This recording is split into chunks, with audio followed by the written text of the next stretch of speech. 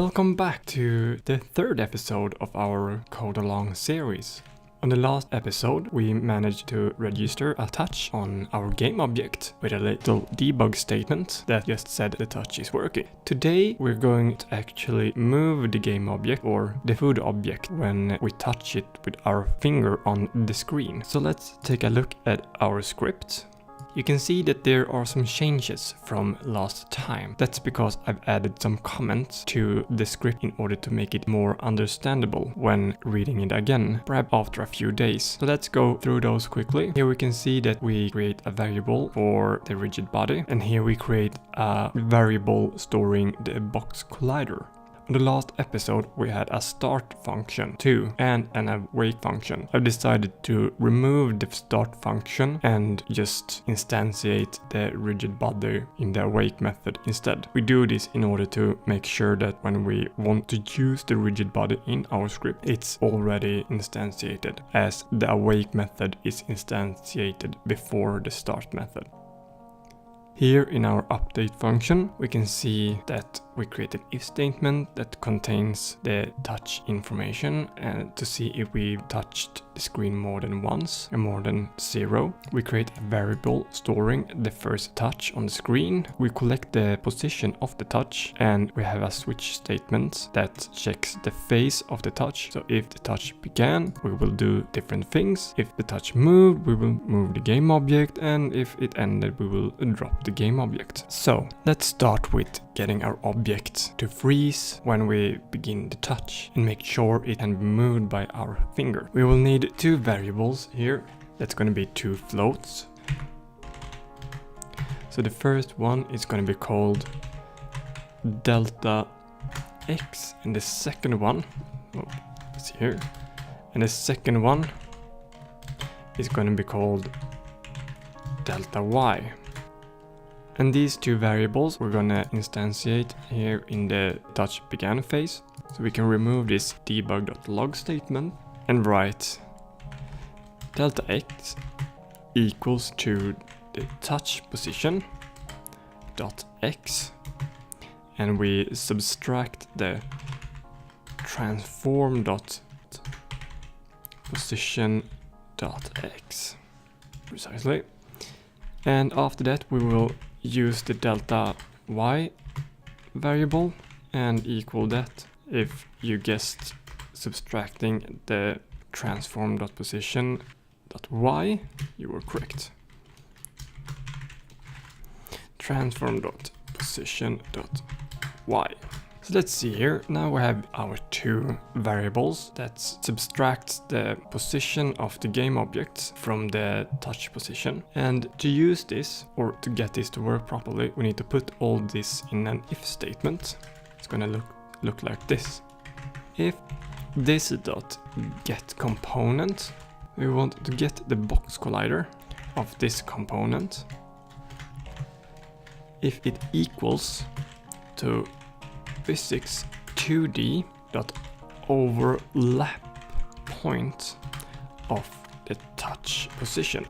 This is to make sure that when our finger touches the game objects, the two colliders, or they overlap, making sure that we can move the box or the food object. After we collect the positions or instantiate the delta variables, we will freeze the rotation of our game object to make sure it doesn't move anywhere we don't want it. So we have complete control over the game object. So this needs to equals to true.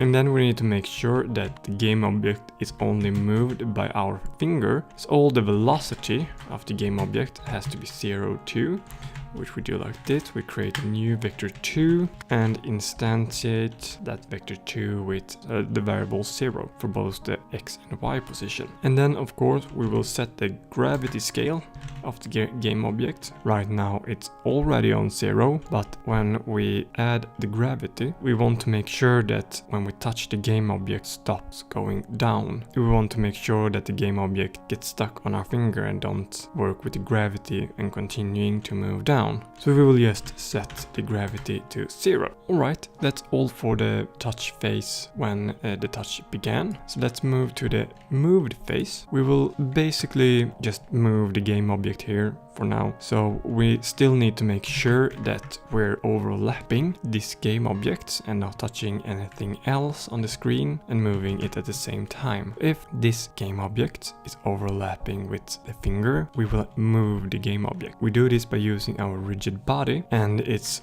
quite a short statement here. So we use the rigid body and we just call the move position, and here we will create a new vector2. We will create a new position for it to move to, and it's the touch position. So you move your finger across the screen and we will subtract the delta x variable from the touch position, and we will do the same with the y variable here too, subtracting the delta.y. This will make the game object follow the finger. As you move the game object, you're subtracting the delta variable, which is a combination of subtracting the position and the transform dot position of the game object. And this is all we have to do in order to move our game object. And of course, we want to make sure that we move the game object only when we want to move it, just to make sure that there isn't any bugs later on. So we can do like this. We will create a bool that will handle the move allowed.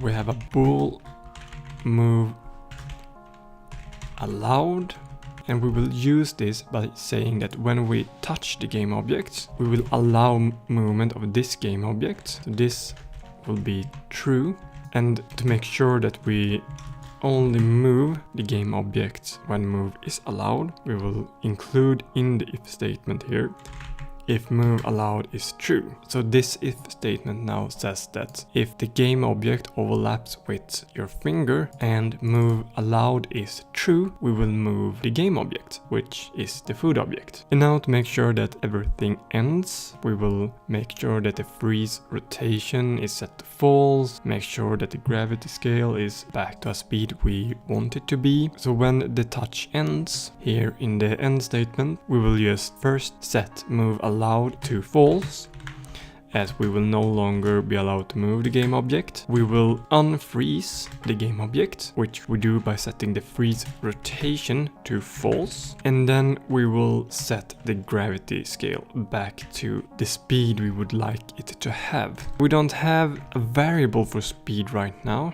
which would be very helpful to have, so we will create this variable shortly. For now, set the gravity scale to speed. Speed does not exist, so we will create the speed variable here. It will be a float called speed.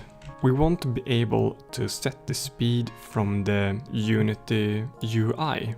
We want to make sure that speed can be shown here, so we can change the values like with position and rotation here. We do this simply by adding a field up here called serializable field.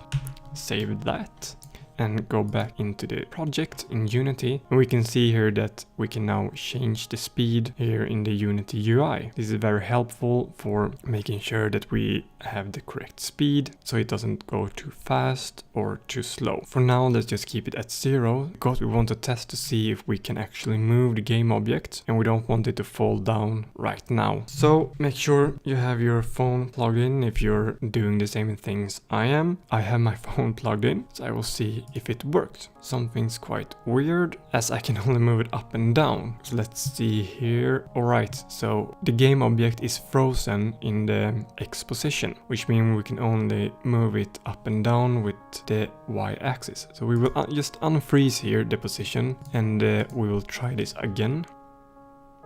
Working like a charm. Perfect, so today we have managed to get game objects to move, and that's all we will do for this episode. If you want to see more, just stay tuned. I hope you enjoyed this episode, and I hope you have a lovely day. Goodbye. Bye bye bye. Bye bye bye. Bye.